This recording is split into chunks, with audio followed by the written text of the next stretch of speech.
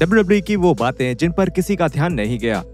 Number 10, Vader's awkward wardrobe mishap. जब 1996 के Royal Rumble में वेडर ने डेब्यू किया था तब उन्हें बहुत अच्छे से प्रेजेंट किया गया था, लेकिन उनका डेब्यू मैच वापस देखने पर यह साफ दिखता है कि वेडर ने अपना सिंगलेट उल्टा पहना था। इसे एक बार देखने के बाद नजरअंदाज करना मुश्किल है और ये बहुत अजीब बात है कि इतने बड़े रेसलर ने ये गलती कैसे कर दी।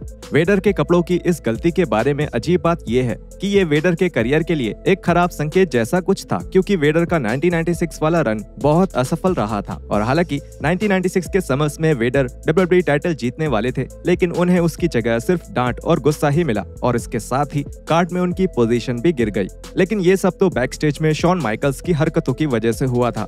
Number 9, Paul bearer has a theme song. Paul bearer को अंडरटेकर के साथ उनके क्लाउन वर्क के लिए ही जाना जाता है। बेयरर ने शायद ही कभी खुद किसी सेगमेंट में हिस्सा लिया होगा और इसीलिए उनके लिए एक थीम सॉन्ग की जरूरत भी नहीं थी। लेकिन हैरानी वाली बात यह है कि सच में बेयरर का अपना एक थीम सॉन्ग था जिसका WWE टीवी डेब्यू उन्होंने 1997 में किया था। रॉ के 31 मार्च 1997 वाले एडिशन पर बेयरर अपने थीम सॉन्ग के साथ रिंग में आए और ये सॉन्ग थोड़ा बहुत जाना पहचाना भी लग रहा था। बाद में पता चला कि उनका थीम सॉन्ग पापा शैंगो के पुराने थीम सॉन्ग्स में से एक है। इस थीम सॉन्ग के बारे में एक दिलचस्प बात यह है कि इसका इस्तेमाल एग्जीक्यूशनर वाले किरदार के लिए भी किया गया था, जिसको कुछ समय के लिए बेयरर ने ही मैनेज किया था और इसीलिए WWE की प्रोडक्शन टीम की तरफ से ये एक अच्छा लॉजिक भी था। Number 8, triple H special boots. WrestleMania 20 के मेन इवेंट में ट्रिपल एच, शॉन माइकल्स और क्रिस बेनवा का वर्ल्ड टाइटल मैच हुआ था और इस मैच की बाकी दिलचस्प बातों में से एक ये थी कि ट्रिपल एच ने सफेद कलर के बूट्स पहने हुए थे। ये ट्रिपल एच के लिए एक बड़ा बदलाव था और वो बहुत शानदार भी लग रहे थे।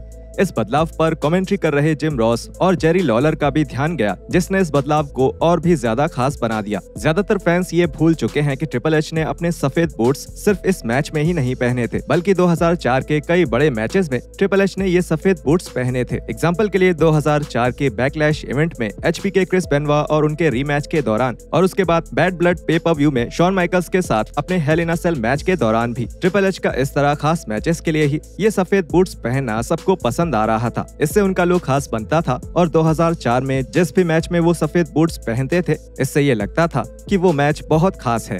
Number 7, Aleister Black's gear has hidden meaning. अपने WWE टेन्योर के दौरान एलिस्टर ब्लैक अपने किरदार के लिए सब कुछ करने के लिए तैयार रहते थे और खास करके अपने कपड़ों के लिए। जब भी ब्लैक रोस्टर पर किसी और रेसलर के साथ फ्यूड करते थे तब वो अपने कपड़ों को उसी रेसलर की तरह बनवा लेते थे। एक डिलीट किए जा चुके सोशल मीडिया पोस्ट में ब्लैक ने ऐसा करने के पीछे की वजह बताई थी। ये AB वाले कपड़े मेरे आम कपड़े हैं। जब भी मैं अपने ट्रंक्स पर गोल्ड और ब्लैक कलर का काली लगाता हूँ, इसका मतलब है कि मैं या तो एक फ्यूड शुरू करने वाला हूँ या फिर एक मैच करने वाला हूँ। ये जैकेट अकाल का साइन है। हैना ने ये जैकेट मेरे सर्कस ऑफ हेल के लिए बनाई थी। इन कंकालों का मतलब है मैं भूखा हूँ, मुझे कंपटीशन, संघर्ष, लड़ाई चाहिए ताकि मैं बदल सकूं। ऐसा मैचेस के जरिए हो सकता है या बहस या फिर किसी पर हमला करने से भी। ये जितना वायलेंट बनेगा मैं उतना ही बदलूंगा, लेकिन अगर कोई और चीज ज्यादा चल रही है तो मैं उसका इस्तेमाल भी बदलने के लिए करता हूँ। ब्लैक ने NXT में जॉन गार्गानो के साथ अपने फ्यूड की खास तौर पर बात करी। एग्जाम्पल के लिए मेरा और गार्गानो का फ्यूड, जॉनी मेरे ऊपर कूदा और मैं 3 महीनों तक बाहर रहा। जब मैं वापस आया तो मेरे जैकेट्स बदले हुए थे, मेरे कपड़े बदले हुए थे, क्योंकि मुझे पहले नहीं पता था कि ये किसने किया है, तो मेरे पास कोई आइडेंटिटी ही नहीं बची थी। फिर जब पता चला कि ये जॉन ने किया था और जब तक मैं बाहर आया तब तक मैं ऐसा लग रहा था कि मैंने किसी की स्किन उतारकर उसे ही पहन लिया था। जब ब्लैक को मेन रोस्टर पर बुलाया गया तब भी उन्होंने ऐसा करना बंद नहीं किया और वो इन छोटी छोटी बातों पर ध्यान देते रहे। ब्लैक ने अपने किरदार में नए एलिमेंट्स भी जोड़े, जैसे अपने बैकस्टेज प्रोमोस के दौरान सेजारो के कलर्स को लाइटिंग में इस्तेमाल करना। Number 6, Mankind had an exit theme. 1996 में WWE में आने के बाद मैनकाइंड को सबसे आइकॉनिक थीम सॉन्ग दिया गया था। उनका पहला थीम बहुत डार्क, रहस्यमयी और गहरा था, जो मैनकाइंड के किरदार से पूरी तरह मेल खाता था। जब मैनकाइंड मैचेस जीतते थे तब एक अलग थीम बचता था, जो उनके एंट्री थीम से ज्यादा पॉजिटिव होता था, जिससे ये दिखता था कि मैनकाइंड अब थोड़ा खुश हैं।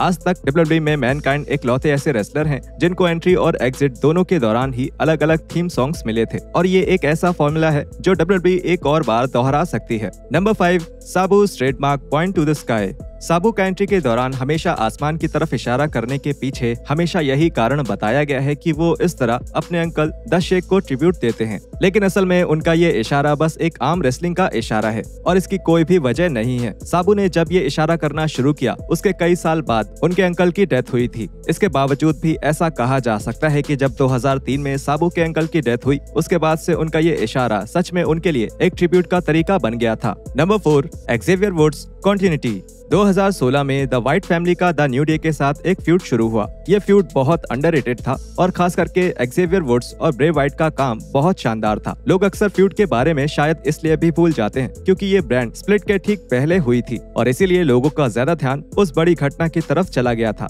इस स्टोरी लाइन की एक खास बात ये थी कि वुड्स कई बार व्हाइट स्पेल का शिकार बने थे जिसको वुड्स ने बखूबी निभाया था। हालांकि जब ये फ्यूड खत्म हुआ तब ये परफॉर्मेंस किसी काम नहीं आया, लेकिन इस स्टोरी लाइन में वुड्स ने अपनी परफॉर्मेंस से थोड़ी जान बचाकर रखी। 2016 के इस फ्यूड के बाद जब भी व्हाइट और एक्जेवियर वुड्स का आमना सामना हुआ तब वुड्स डरे सहमे हुए लगते थे। ये बिल्कुल उस तरह का ही किरदार और कंटिन्यूटी वाला काम है जो रेसलर्स हमेशा करना चाहते हैं। Number 3, Shane McMahon's ingenious attire. Shane McMahon के मैचेस हमेशा ही देखने में मजेदार होते थे और मैकमैन हमेशा अपने फैंस के लिए कुछ न कुछ यादगार करते थे। क्योंकि मैकमैन एक ट्रेडिशनल रेसलर नहीं थे इसलिए वो अक्सर अपने मैचेस के लिए स्वेट पैंट्स पहनते थे, लेकिन उनके शर्ट्स हमेशा सिंबॉलिक होते थे और वो सिंबल हमेशा उनके फ्यूड या इवेंट से जुड़ा होता था। एग्जाम्पल के लिए जब रेसलमेनिया 15 में मैकमैन का सामना एक्स-पैक से हुआ था तब मैकमैन ने रेसलमेनिया 15 की एक जर्सी पहनी थी जिसके बीच में एक्स चंप लिखा था। इसके बाद रेसलमेनिया 17 में उन्होंने एक जर्सी पहनी थी जिसके कलर्स इवेंट और ब्रांड के कलर्स से मेल खाते थे। ये मैकमैन के सबसे बेहतरीन कपड़ों में से एक था क्योंकि ये बहुत सादे भी थे और स्टाइलिश भी।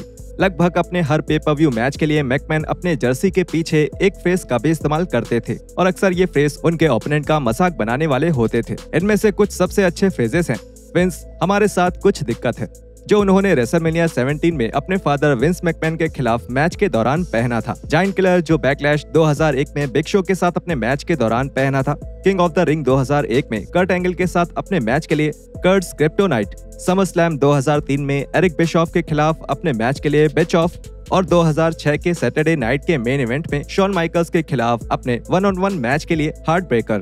Number 2, Bret Hart's gear has a hidden meaning. जब बात रिंग में आइकॉनिक कपड़ों की होती है तब ब्रेट हार्ट के कपड़े बेशक सबसे अच्छे कपड़ों में से एक थे और उनमें एक इमोशनल एलिमेंट जुड़ा था।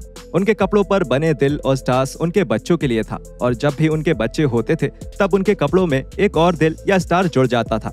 90s की शुरुआत तक हार्ट के 4 बच्चे थे और इसीलिए पूरे 90s के दशक में हार्ट के कपड़ों पर 4 दिल या स्टार्स बने हुए थे। नंबर 1, ट्रिपल एच's respect for the world title. जब भी ट्रिपल एच WWE में वर्ल्ड टाइटल जीतते थे तब ऐसा दिखाया जाता था कि ये टाइटल ही ट्रिपल एच के जीने की वजह थी और जब भी वो ये टाइटल हारते थे तब ऐसा लगता था कि उनकी पूरी दुनिया ही खत्म हो जाती थी और ये एक ऐसा किरदार था जिसने वर्ल्ड टाइटल को दुनिया के सबसे खास चीजों में से एक बना दिया था।